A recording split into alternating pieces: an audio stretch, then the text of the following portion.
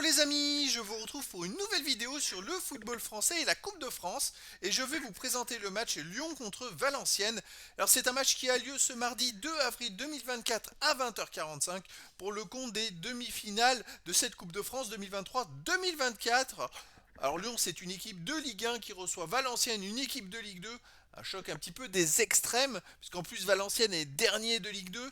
Donc dans cette vidéo, on va revenir sur le classement et les statistiques de ces deux équipes dans leurs championnats respectifs. On verra également le classement de tous les buteurs pour ces deux équipes également dans leurs championnats respectifs.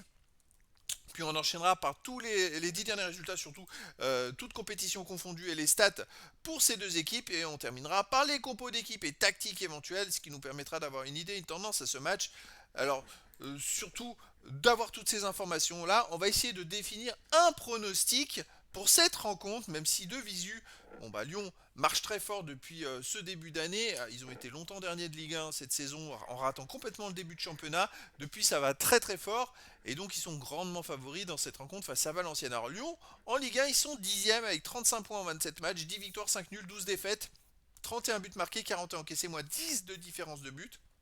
Ils traînent un peu le mauvais goal average suite au gros carton qu'ils prenaient en début de saison. Mais c'est vrai que voilà, ils sont remontés dans le ventre mou depuis quelques matchs. Et ils enchaînent pas mal de bons résultats depuis avant décembre, on va dire, depuis avant la trêve hivernale, depuis à peu près le début du mois de décembre.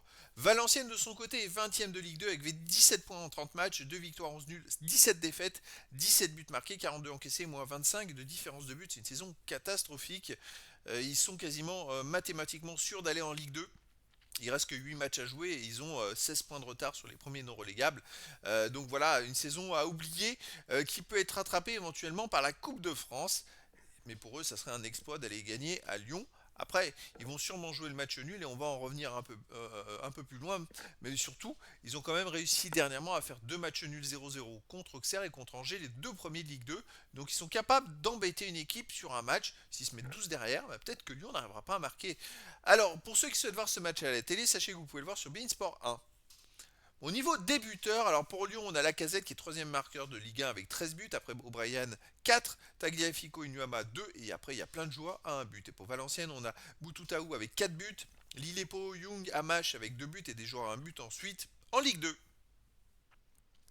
Les 10 derniers résultats, toutes compétitions confondues et les stats, Lyon c'est 7 victoires de nul, seulement une défaite, 14 buts marqués, 9 buts encaissés, plus 5 de différence de buts. Ils ont toujours autant de mal à marquer des buts. Par contre, ils en marquent quand même un peu plus par match, un peu plus d'un par match. Mais voilà, dans l'ensemble, c'est pas une équipe qui arrive à enchaîner. Ils n'arrivent pas à marquer plus de buts. Si à Toulouse ils ont marqué 3 buts, mais c'est assez exceptionnel. Et je dirais que par contre, ils se créent beaucoup plus d'occasions. Là, ils viennent de faire un partout contre Reims, mais en ayant eu beaucoup d'occasions.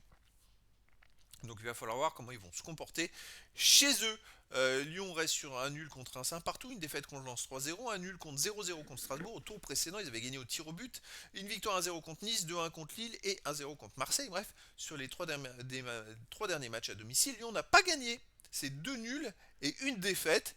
Ça peut être pour Valenciennes quelque chose d'intéressant. Valenciennes sur les 10 derniers matchs, une victoire, 4 nuls, 5 défaites, 5 buts marqués, 13 buts encaissés, moins 8 de différence de but. Valenciennes a beaucoup de mal à marquer des buts. Ils marquent un but tous les deux matchs, mais surtout ils n'ont pas marqué de but sur les 4 derniers matchs.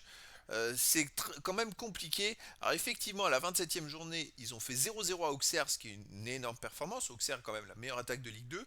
La journée suivante, la 28e, ils ont fait 0-0 contre Angers à domicile. Angers qui est deuxième de Ligue 2. Donc c'est quand même, ils sont capables d'assurer le 0-0 et de défendre dur sans encaisser de but. Ils l'ont fait deux fois de suite. Une fois, on peut dire que ça peut être un exploit. Deux fois de suite, ça quand même qu'ils avaient trouvé quand même quelque chose d'intéressant pour contrecarrer leur adversaire. Donc c'est pour dire que Lyon contre Strasbourg au tour précédent, ils n'ont pas réussi à gagner, à marquer. Ils ont gagné qu'au tir au but. Donc voilà, ça peut être la chance de Valenciennes d'essayer d'aller au tir au but.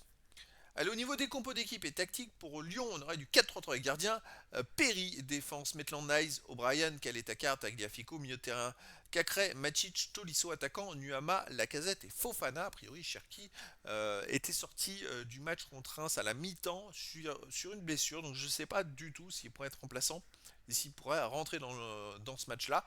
Ce qui est dommage parce que Cherki, dans ce type de match, il est quand même plutôt performant.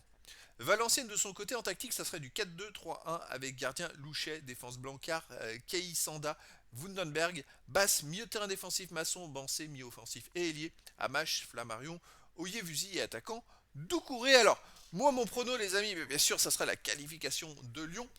Je pense quand même à une victoire. J'ai du mal à croire que Valenciennes, qui a tant de mal en Ligue 2, même si Lyon a eu beaucoup de mal en début de saison, Lyon est très performant. En ce moment, il tire beaucoup.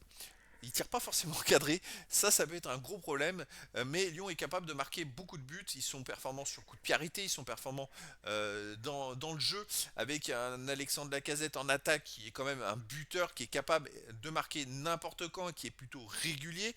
Après, Valenciennes, pour moi, à part jouer le match nul, essayer d'aller au tir au but, ou alors un exploit sur une contre-attaque, tout est possible après dans le foot. Mais après, si on parle de probabilité mathématique, pour moi, Lyon va peut-être se créer 20 occasions et le Valenciennes peut-être que 2 ou 3. Il pourrait très bien gagner 2 ou 3-0 Valenciennes, hein. Le truc, c'est de les mettre les occasions. Moi, j'essaie de me baser sur des probas mathématiques. Et donc, pour moi, Lyon est favori dans cette rencontre. Et donc, je les vois gagner, mais dans le temps réglementaire. J'ai du mal à voir un match comme ça aller au tir au but. Surtout que ça se joue à Lyon. Ça se jouerait à Valenciennes, ça serait peut-être pas pareil. Donc en tout cas les amis, écoutez, verdict ce mardi 2 avril 2024 à 20h45 pour le match de demi-finale de la Coupe de France 2023-2024.